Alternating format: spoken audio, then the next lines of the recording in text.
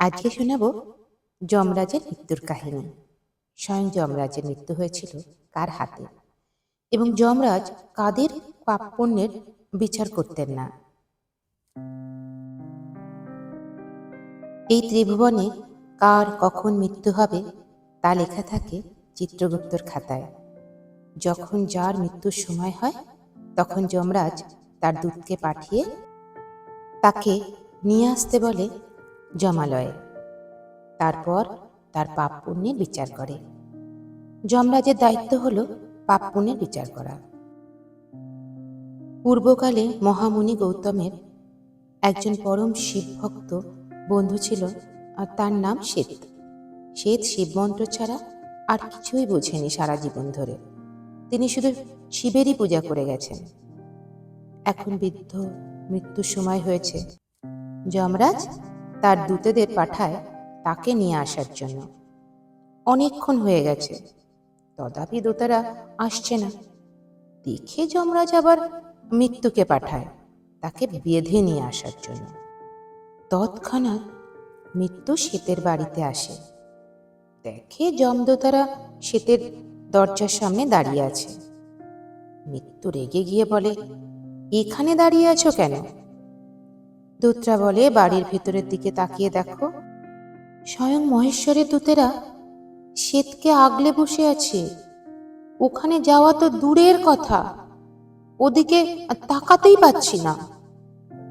মৃত্যু দরজার ফাঁক দিয়ে দেখে শিবের অনুচররা দণ্ড হাতে শ্বেতকে ঘিরে দাঁড়িয়ে আছে। মৃত্যু মনে মনে বলে, যমরাজ হলো দণ্ডমুণ্ডের কর্তা, আমি তার অনুচর, আমার ভয় কি? শিবের অনুচর আছে তো তাতে আমার কি? তারপর সে ভেতরে গিয়ে শ্বেতের পাশে দাঁড়ালো। তখন শ্বেত শিব মন্ত্র জপ করছে। পাশে যে এত অনুচর, সেদিকে তার কোনো ভ্রুক্ষেপ নেই। হঠাৎ এক শিবদূত বলে, মৃত্যু, তুমি এখানে কেন এসেছ? মৃত্যু বলে, আমার কাজ কি তোমরা সবাই জানো, আর শ্বেতের আয়ু ফুরিয়ে গেছে, তাই প্রভুর আদেশকে ওকে নিয়ে যেতে এসেছি। এই বলে শ্বেতকে বাধার জন্য এগিয়ে গেল। সঙ্গে সঙ্গে শিবের অনুরাগরা দণ্ড হাতে নিয়ে গর্জন করে উঠল, বলল, ওরে মৃত্যু, শিব ভক্তের উপর তোর যমের কোনো অধিকার নেই। তুই এসেছিস একে নিয়ে যেতে, এত সাহস তোর? বলতে বলতে মৃত্যুর মাথায় আঘাত করল।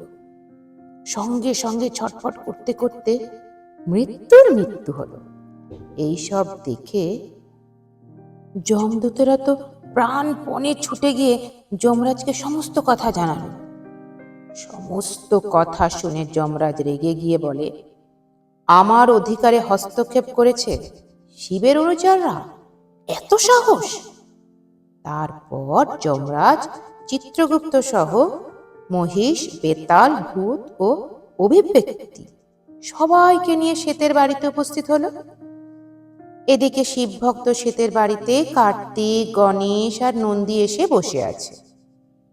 পরস্পর পরস্পরকে দেখে একে অপরের প্রতি গর্জন করতে শুরু করলো।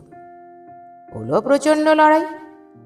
দেবসেনাপতি কার্তিকের অস্ত্রে মৃত্যুলোকের অধিপতি যমরাজ মাটিতে লুটিয়ে পড়ে, মারাও গেলেন। বহু একগুঁয়ে যমদূত মারা গেলে কেউ কি বেঁচে ছিল? তারা তৎক্ষণাৎ যমরাজের পিতা সূর্যদেবের কাছে গিয়ে সমস্ত কথা বলে। সূর্যদেব সৃষ্টিকর্তা ব্রহ্মা এবং সমস্ত দেবদেবতাদের এই দুঃসংবাদের কথা জানায়। সমাধানের জন্য সমস্ত দেবতারা পরামর্শ করে ঠিক করল যে শিবকে প্রসন্ন করতে হবে। দেবাদিদেবের মহেশ্বর প্রসন্ন হলে তিনি যমরাজকে বাঁচিয়ে দেবেন। তাই শিবকে প্রসন্ন করার জন্য দেবতারা কৈলাসে গিয়ে ভগবান শিবের পুজো শুরু করে দিলেন। দেবতাদের স্তব স্তুতি শুনে মহেশ্বর জানতে চায় কি কারণে তারা স্মরণ করছে। দেবতারা হাত জোর করে বলে, আপনার পুত্র কার্তিক মৃত্যুর অধিপতি যমরাজকে নিহত করেছে। আপনি যমরাজকে বাঁচিয়ে দিন। যমরাজ না থাকলে ন্যায় অন্যায়ের বিচার কে করবে? কেমন করে হবে? দেবাদিদেব মহাদেব বলে, যম আমার পরম ভক্ত শ্বেতকে যমালয়ে নিয়ে যেতে চেয়েছিল। সে আমার অধিকারে হস্তক্ষেপ করেছে। সেই জন্য আমার পুত্র পিতার মর্যাদা রাখতে এরা কাজ করেছে। ওকে আমি কিভাবে বাঁচাবো? আমার দ্বারা সম্ভব নয়। তখন আবার করুণভাবে মিনতি করে বলে, হে প্রভু, আপনি জগতের পূজনীয়। আপনার মতে যার যেমন দায়িত্ব দিয়েছেন আমরা নিজ নিজ দায়িত্ব পালন করেছি। যমরাজকে ত্রিভুবনে পাপ পুণ্যের বিচার দায়িত্ব পালনের ভার দিয়েছেন। যমরাজ তার দায়িত্ব যথার্থ পালন করছে। তাতে তার কি অপরাধ হলো? হে মহেশ্বর, আপনি পরম তপস্বী ও জ্ঞানী। আপনাকে বলার মতন আমাদের কিছু নেই। তবু একবার চিন্তা করুন।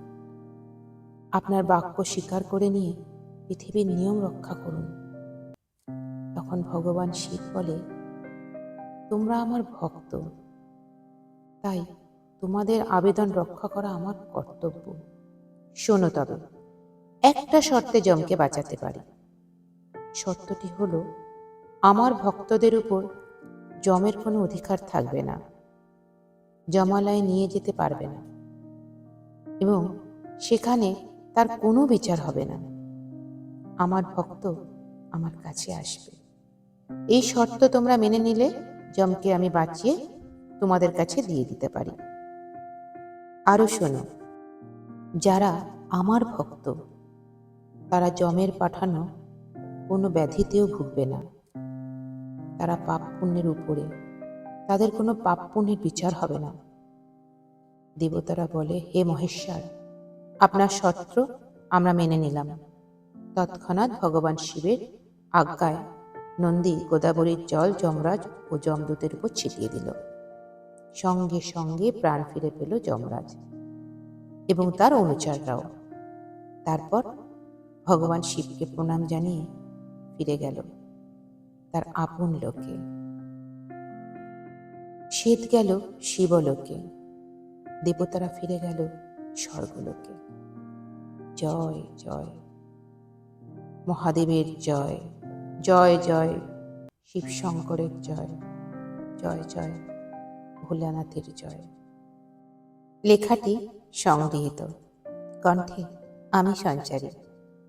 আমার এই যমরাজের মৃত্যু কাহিনী যদি আপনাদের ভালো লেগে থাকে তাহলে অবশ্যই কমেন্ট করে জানাবেন, আর সবার কাছে শেয়ার করে দেবেন এই কাহিনীটি জানার জন্য।